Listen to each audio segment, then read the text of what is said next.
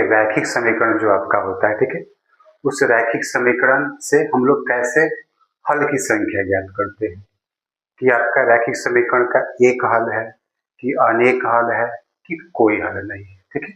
और साथ साथ में ये भी ज्ञात किया जाता है कि आपका संगत है कि असंगत है, समानांतर रेखाएं हैं कि संपाती रेखाएं हैं, प्रतिच्छेदी रेखाएं हैं, ठीक है, कि आपका विरोधी है कि अविरोधी है कि आश्रित है, ठीक है। इतने सारे प्रश्न आपका रैखिक समीकरण से बनता है, तो एक एक करके आपको बताएंगे पूरा विस्तार से, बढ़िया से, ठीक है। तो आप लोग यदि नए होंगे चैनल पर तो सब्सक्राइब कर लेंगे और वीडियो वॉच करने के बाद एक प्यारा सा कमेंट करेंगे और लाइक जरूर करेंगे, ठीक है। तो चलिए शुरू करते हैं। रैखिक समीकरण का मानक रूप लिखे हुए, ठीक है।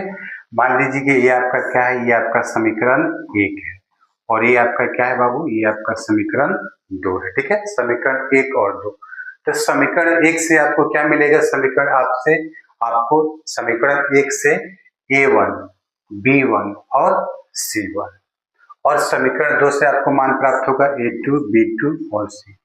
इन्हीं मानों को अनुपात में रखना है, बराबर करना है, उसके अनुसार से हमको बताना है कि आपका कौन सा हल है, ठीक है। तो जब आपको A1 बटे A2 बराबर B1 बटे B2 बराबर C1 बटे C2, ये तीनों मान यदि आपका बराबर हो जाए रखने पर, ठीक है, तो अनेक हल होता है। क्या होता है, अनेक हल, यानी कि जो आपका रैखिक समीकरण प्रश्न में प्राप्त है उस रैखिक समीकरण का आप जितना चाहे उतना एक्स वाई का मान क्या कर सकते हैं, ज्ञात कर सकते हैं, ठीक है। अनेक हल के साथ साथ में आपका क्या होता है, अनेक हल के साथ साथ में ये संगत भी होता है, ठीक है, संगत होता है। और कौन सी रेखाएं होती है, तो रेखाएं आपका संपाती होती है। रेखाएं कौन सा होती हैं, संपाती होती है, ठीक है ना।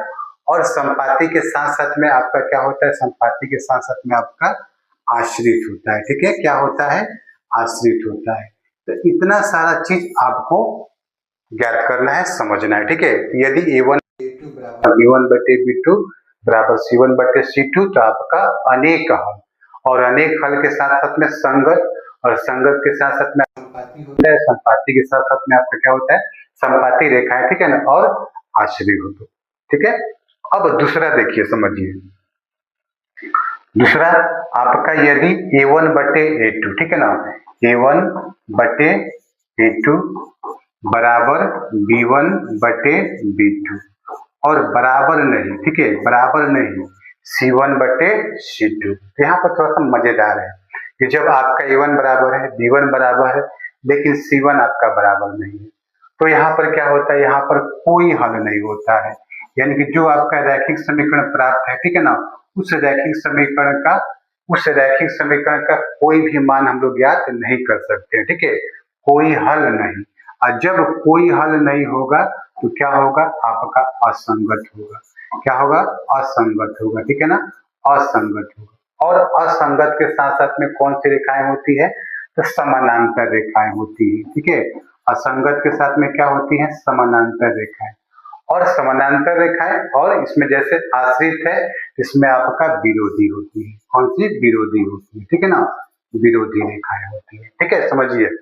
अब तीसरा आपका क्या होता है, तीसरा आपका होता है A1 बटे A2, ठीक है ना, A1 बटे A2 बराबर नहीं B1 बटे B2, बराबर नहीं B1 बटे B2। इसमें आपका समीकरण का केवल एक ही हल निकलता है, एक ही एक्स वाई का मान हम लोग ज्ञात कर सकते हैं, ठीक है। केवल एक हल लिखिए या आदित्य हल लिखिए, ठीक है ना, केवल एक हल, या इसको आदित्य हल भी लिख सकते हैं। आदित्य का मतलब आप सभी को पता है, ये एक ही होता है, आदित्य हल, ठीक है, या केवल एक हल। और कौन सी रेखाएं होती है बाबू, सर ये संगत असंगत विचार करिए। जब इसका हल हो रहा है, जब हल होगा तो क्या होगा, संगत, जब हल नहीं होगा तभी आपका असंगत होता है, ठीक है। और कौन सी रेखाएं होती है, तो ये प्रतिच्छेदी रेखाएं होती है, एक दूसरे को प्रतिच्छेद करती है, ठीक है। प्रतिच्छेदी रेखाएं या प्रतिच्छेदक रेखाएं, जो भी आप बोल सकते हैं, ठीक है, प्रतिच्छेदी रेखाएं। और विरोधी, अविरोधी, ठीक है, क्या होगा, तो ये आपका अविरोधी होगा। क्या होगा, अविरोधी होगा, ठीक है ना। अविरोधी होगा। तो इतना सारा चीज देख लीजिए, आपको ज्ञात करना है कि जब आपका A1/A2 बराबर B1/B2 बराबर C1/C2 तीनों बराबर है तो आपका अनेक हल है। अनेक हल के साथ साथ में संपाती रेखा है, आश्रित, ठीक है। और जब आपका A1/A2 बराबर B1/B2 बराबर नहीं C1/C2 तो यहाँ पर आपका कोई हल नहीं होता है। असंगत, समानांतर रेखाएं और विरोधी। जब आपका A1/A2 बराबर नहीं B1/B2 तो केवल एक हल, ठीक है, केवल एक हल, संगत, प्रतिच्छेदी रेखाएं और विरोधी। तो ये रैखिक समीकरण का आपका हल ज्ञात करने का तरीका है, लगभग बोर्ड एग्जाम में पूछा जाता है। तो आप सभी विद्यार्थी इस क्लास को यानी कि इस वीडियो को बढ़िया से ध्यान से देखिएगा, और कहीं भी यदि आपका समस्या रह जाए तो समस्या को कमेंट बॉक्स में जरूर डालिएगा, ठीक है। फिर किसी अगले वीडियो में, तब तक के लिए धन्यवाद।